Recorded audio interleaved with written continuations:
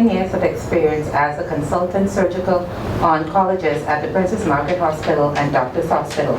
He is the current chief of surgery at the Princess Margaret Hospital.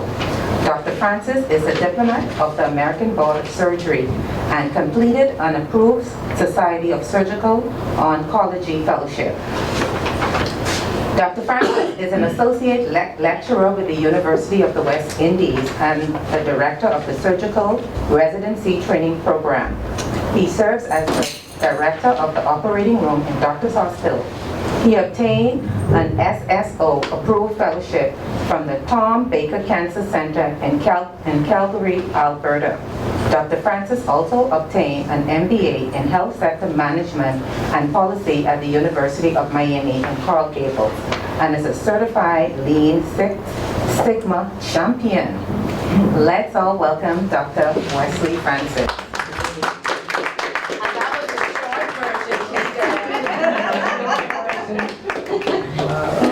We got chopped up a little bit.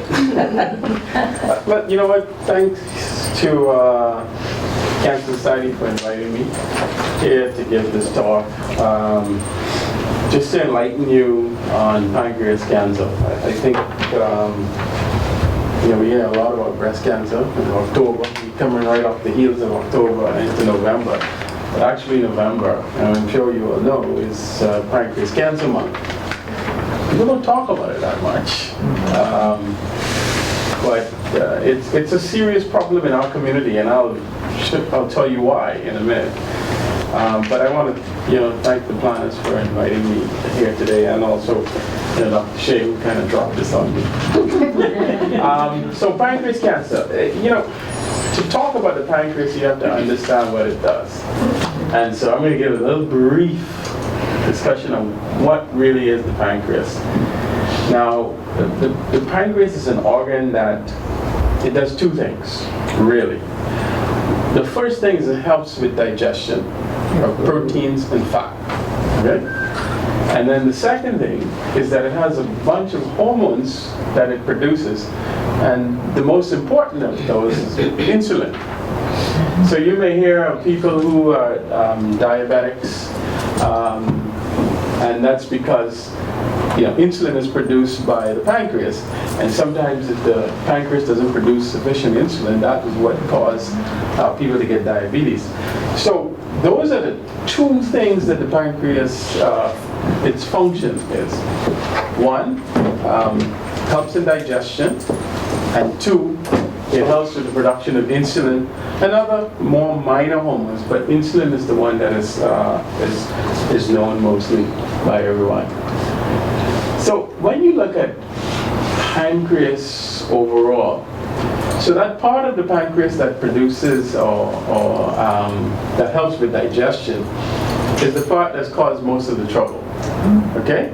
And so that's the part that we call the exocrine pancreas. So 85% of pancreas cancer really comes from the exocrine pancreas, and about 15% from the endocrine pancreas. And worldwide, I would say that it's rare, but it's increasing. And when you look at the numbers, and we don't have current numbers in the Bahamas, but it's the 8th leading cause of death in men, 9th leading cause of death in women overall. When I looked at the last report from our hospital registry, it was really very, only small amounts of pancreas cancer was actually recorded. So it's not that common, all right? And which is, in my opinion, good. So what are some of the risk factors of pancreas cancer? Well, age. You rarely see pancreas cancer before the age of 50, all right? Men are at higher risk than women. Unfortunately, black people are at greater risk. Don't know really why. Smoking always increases your risk. Obesity and diet, and that's a problem in our community too, with obesity, diabetes. Now, family history is important, and I'm going to explain that more in a later slide. But pancreatitis, and whenever you hear the thing itis, is like an inflammation of something. So whenever you get this chronic pancreatitis, usually in people who consume a lot of alcohol, or other reasons. That's also a risk factor for the development of pancreatic cancer. And then you got the whole exposure to pesticides, benzene, all those kind of things. I saw this to kind of give you an idea of, those things, how much of a risk they increase by, for example, alcohol use. You can see, even though it's a risk, it's kind of a low risk, okay? And some people would like that, right? But if you drink more than 4 drinks a day, body mass index, which is a measure of basically obesity. But I want to bring to your attention something that is, it's not mentioned a lot. We're coming off of October, and the thing that you see there is BRCA1, right? Now, what do we know about BRCA? All y'all probably know something about BRCA, right? Because it's the gene that causes breast cancer, right? And we know that in our community, everybody talks about it, that we have, among women with breast cancer, we probably have the highest who actually have this BRCA gene. Genes just run in families. So it's not the reason if it's going to affect our women, something's going to affect our men. So BRCA1 is an important risk factor, actually, for pancreas cancer. And it's something that's not really talked about. Breast gets all the press around here. But we rarely talk about, the rising incidence of of pancreas cancer. And to be honest, and I speak from anecdotal, I've been home 10 years, and I've been seeing more and more people with pancreas cancer every year. I don't get to treat all of them, and I'll explain to you why, but it's something that is prominent, I think, in our society. And then you see all the diabetes and all the hereditary risk factors. Now look at moderate increase, some 5 to 10-fold increase. Again, what you see up top there. BRCA2, because there's BRCA1 and then there's BRCA2. We always talk about BRCA1. BRCA2 is the one that, if you remember, causes more ovarian cancer. Again, breast and ovary get all the press. But pancreas cancer always just gets a little dwarfed. Nobody talks about it, right? And then when you're looking at higher risk, again, it's still these familial things. So genetics really predispose people more to developing this than anything. And so this is something I picked up off the internet, and it's serious. And I think this is something that we need to, in our community, clarify a little more. And because BRCA gene is involved not only in breast and ovary, but pancreas also. And so I believe that's why we're seeing a lot more pancreas cancer in our community. So if we go back, if you remember, let's go back there quickly. So the pancreas also has different sections. There's a head, a body, and a tail. And I think of this in terms of real estate, right? This is the best way I can explain this to people, right? Real estate is important. The value of real estate is important. If you get a corner lot, the realtor can probably increase that price, right? If you got a view, price going up, even though in the same area. So it's the same in terms of how people present in pancreas. So there's a real estate in pancreas. If you look at it, there's this corner lot, I call it, which is the head area, and then the other rest of the lot, body and the tail area. And I'll show you why that becomes significant in a minute. So when you look at the head, which is the corner lot, right, 60 to 70% of pancreas cancer occurs there. Now, this is extremely important because there's so much going on in the head of the pancreas. And one, it makes treatment difficult, but and I think when the creator was putting this thing together, because treatment is so difficult, it makes it early to recognize. So because the head of the pancreas also, see the bile duct here that drains the liver, those tumors right there tend to block that bile duct. And if it blocks that bile duct, people then in turn get jaundice, even with early pancreatic cancer, which is important because, it's hard to treat, but if you catch it early, there are no really early warning signs other than when that person starts to either lose weight and, an astute physician look for something, but when they turn jaundice, that's usually when the penny drops. But because of the real estate, pancreatic head cancers are often picked up much faster than pancreatic body and tail cancers. Because you see, this tumor is all the way out there. It doesn't cause any problem here. You understand that? But luckily, only 25% of them occur in the body and tail. And when they present more with pain. Now, what's the most common complaint that most people usually have? Everybody can gas, right? They complain of gas, right? And it's vague. Gas is vague. Gas could be just a little bit of gastritis. It could be a little bit of indigestion.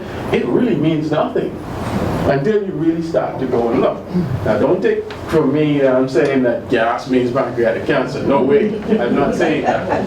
Okay? But I'm saying that these people present much later because of the real estate, because of where they are. Okay? So, and especially men, you probably have to hit a man with a Mack truck before he tends to go to a doctor. Okay? Whereas women would tend to, if they, something ain't right, they're going to go. And so one of the things about pancreas cancer is the signs and symptoms really vary and depends on, like I said, real estate. And location. And that's what's important, okay? So let's go into what are those signs and symptoms, and just to really kind of put it so that everybody can understand. When you start to have symptoms of that suggest pancreas cancer, again, if you're in that head region where it blocks the bile duct, you can pick it up early. Why? Because these people get, some indigestion, pale and smelly stool. And what I mean by that is because the bile pigment, when we go back there, because the anatomy is important, remember what makes your stool dark is what is produced by the liver. And that comes through. And that gives the color to your stool. But if you have a tumor here blocking that, it stays and it backs up into the liver, backs up into the blood, and that's when people's eyes turn yellow and they start to itch because it irritates the nerves. But then the stool turns pale because it doesn't have the coloring, for lack of a better word. Okay? Because brown stool, there's a reason why it's brown. And it's brown because of that. So if you block that and those bile pigments don't go through, then it turns pale. Okay? And so hence, this is why you'll see that people have pale, smelly stool. They turn jaundice, where the eyes turn green or yellow. They itch a lot because it can cause irritation, and then low mood and depression. Now, again, that's the head tumors. But when you go into the body tumors, again, it's you just basically get back pain because it's not in that place where it blocks that duct. And so again, you get upper abdominal pain, fatigue, and when you start to feel all of these things, it's often too late. Okay? Now, unlike breast, or colon. There's really no screening tools for pancreas cancer. So we really depend on symptoms. And if I'm saying to you, by the time you get the symptoms, if you're in the wrong area of the pancreas, it's pretty much too late. And hence the reason why, so when you look at where people present, most of our people, and I mean, somewhat everybody here is sort of familiar how cancer is staged. Early cancers would be around stage 1 and 2. When it goes a little beyond the pancreas into lymph nodes and all of that, we call it stage 3. And then stage 4 is really late. You can't do much about it, it'll spread. But look at, this is when they present, okay? And this is what happens in the Bahamas. This is data from the U.S., but this is exactly what happens in the Bahamas. The pancreas cancer that I see, the majority of them are at stage 4. But you can see why, right? Because it's hard to pick it up. And unless you're in that corner lot, where the bile are coming through, then, you just having your gas and you walking around and you feel it all right. You take your little Fenzik, I don't think your Fenzik anymore. Or you drink your hot tea. You see what I'm saying? And by that time, by the time you get to me, it's too late because it's stage 4. And this is exactly what happens. And this is what makes pancreas cancer so dangerous. Women will go and get mammograms, right? Because that can pick up things early, and that's why I talk about early detection. That's great. You can get a colonoscopy, and you can get a polyp and remove that, and you're great. This one, though, that's what makes this dangerous. Okay? So at presentation, again, most of them are metastatic or stage 4. 30% of them are what we call locally advanced. And then 15% of them are really early, that we could do something. And look at in terms of the survival. It sort of runs in the same way, right? So if you present metastatic, and again, look at this. This is kind of indicting. Most of them present that way, right? See that? And what's their survival? It's like 6 months. Okay? If you're in that other gray area where you're locally advanced, even then, and that's with a lot of treatment. And this is, again, I don't want you to think that this is Bahamas data. This is US data, right? This is so in the gray where probably everything can be thrown at you. It's still only 11 months. But then, if we can get it where it's resectable, with certain treatments, 22 months is what we could say on average. Median survival meaning average. Okay. So how do you treat it? Well, if you're early, surgery. Right? But again, I showed you about 55% of people don't come there. Right? So we're only looking at about 15% of people, and even in Bahamas, I think it's much less. Okay? And then you have the people who are borderline in that locally advanced area. The treatment, then we have to throw everything at you. And that's what I call multimodal therapy, where we do chemotherapy and radiation before surgery. Because at that point, we believe that disease is actually metastatic already, but we just don't know. So we treat you with chemotherapy, because chemotherapy, that's how it saves people's lives, because it treats all that micrometastatic stuff that's out there, that's looking for somewhere to grow. Okay? And so once we treat you with chemotherapy and radiation and it shrinks that, then you can have surgery. But if it's unresectable, the best that can be done is to give, chemotherapy. And with some new agents that are available now, it can prolong people's lives.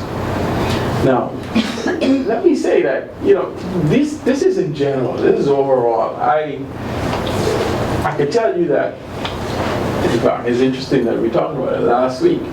I have a patient, and I'll show you some data that we have locally, because I always try, if we're doing presentations like this, to give you what our local flavor of what we do. But I have a lady that we did like 6 years ago, and lady out of Freeport. In fact, I got a lot of patients out of Freeport, so you wonder sometimes, I won't make any assumptions of why, until we have some proof. But the point of the matter is that even though what I'm presenting to you is pretty dismal, I can be honest, it's a difficult disease to treat. There are some people who do well. What I'm presenting to you are averages, okay? But there are some people who do well, and like I tell you, I saw in clinic last week this lady from Freeport, and she was celebrating 6 years since I did her surgery, which is good. Now, so the surgery is a big surgery for when it goes in the head. Now remember, I told you about the real estate. There's a lot of traffic in that area. If you got a lot of traffic, you got to move up a lot of things, move things around. So this is what we end up having to do, to disconnect basically that cancer from the person. And it's a lot of surgery. This thing sometimes takes 5-6 hours to do. And then we put it back together. We don't put it back together the way God made it, but it works. Okay? Because there's a lot of traffic in that area, because you first have to disconnect it from the liver, you have to disconnect it from the stomach, and you got to disconnect it from the intestine, and then put it back together. So you see what kind of work we're doing. Okay? That's in the head. Now, when you got a lot that's not in the corner, the surgery is much easier. Okay? All you got to do is disconnect that pancreas and the spleen, and then you're good. So that's before surgery, and then that's after surgery. And people tend to do well with this. In fact, we do this procedure laparoscopically. We just did a lady last week. Last week, and she went home today. Where one time ago, when I was in training, we used to use some big incisions for this, but now, this was a 75-year-old lady, and she had small, tiny incisions. She walking around the hospital all day too. So, there are some advances in surgery that, that give people hope. So what I want to do now is give you all just a little bit of what this is a study that I had one of my residents did, right? This is over the last 10 years, and this involves several surgeons, it's not myself. We looked at how many pancreas pathology we had, and over 10 years we had about 146. And we kind of brought all of them out to see who actually ended up getting surgery. And you see about that 146 people, only 20 kind of met the criteria to get actual surgery, treatment, okay? Why? Because a lot of them, were advanced, and you couldn't really do anything for them. So, again, most of them, the tumor was in the head. So they got that big surgery that we call a Whipple surgery, okay? And a lot of them, again, the tumor was, remember I said the exocrine versus the endocrine, was the endocrine surgery. Look at the age distribution, again, men more, so. And look at the age distribution, this is in Bahamas. So we don't, just a few people were below that age of 50, but the majority of people were older. And then look at us, see, the majority of tumors are in the head, which is which is what you see worldwide. As I showed you, about 85% of the people are, or around 60-70% of the people have a tumor in the head. Which again, it's a lot of work. But because of the real estate, these are the people who you will catch early. Okay? So how did we do? Well, when you look overall, median survival, and what we mean by median survival is we take everybody and see how 50% of them live, right? So 50%, how long they would live, or the number in which people would more than likely die. It was 15 months. And that may sound really bad, right? But I can show you what the rest of the world does. And so, in 2-year survival was 20%, and our 5-year survival was 6%. Now, remember I said, I saw a lady last week. That's that one lady from Freeport who pushing the curve all the way out. Okay? Great. This is the world. This is the great USA. Everybody thinks everything is great in the USA, right? But if you look at their median survival, now, I mean, I really want to point this out to you. Maybe I could use this if this shows up. Yeah, that does. No, it doesn't. But median survival, right, is at the point where 50%. Understand this graph. This is how long you live. So everybody at the start is 100%. Okay? As people die, you take it down, but the number of percentage surviving. And this is how we report cancers all over. And it's very interesting. So when we say median survival, you get that average. Some people always say, oh, you got 20 months to live, 2 years to live. What they're really talking about is this, right? At one point, this curve intersects at 50. Meaning half of the people can be either alive, half of the people can be dead. And that's the number that they give. So when they tell you, whenever a doctor tells you, and I try not to say anything to people, and I explain to them what it means, that you have 2 years to live or 1 year to live, that's not really accurate. That means if you take 100 people with that problem, 50 of them probably can be alive more than that year, and then 50 would be dead, okay? So if you look in the US, so if you take that and you go across and you bring it down, it's less than a year. So when I say 15 months for my people, you see, we're still comparable, all right? And you look at 5 years for them, right about here, you see, that's under 10%. So, overall, pancreas cancer is a challenge. And I think it's a bigger challenge for us because of this relationship to BRCA. Because we know we have BRCA. And so therefore I think that we have to, whereas October is always a big thing, in March there's always a big thing, right? I think in November we need to start looking a little more too, because as the population ages, and if you have that population who is, we know have a high prevalence of this BRCA, it is more than likely that more and more of them are going to develop pancreas cancer. And it's people like you who are going to bring awareness to this, such that people would understand you got to pay attention.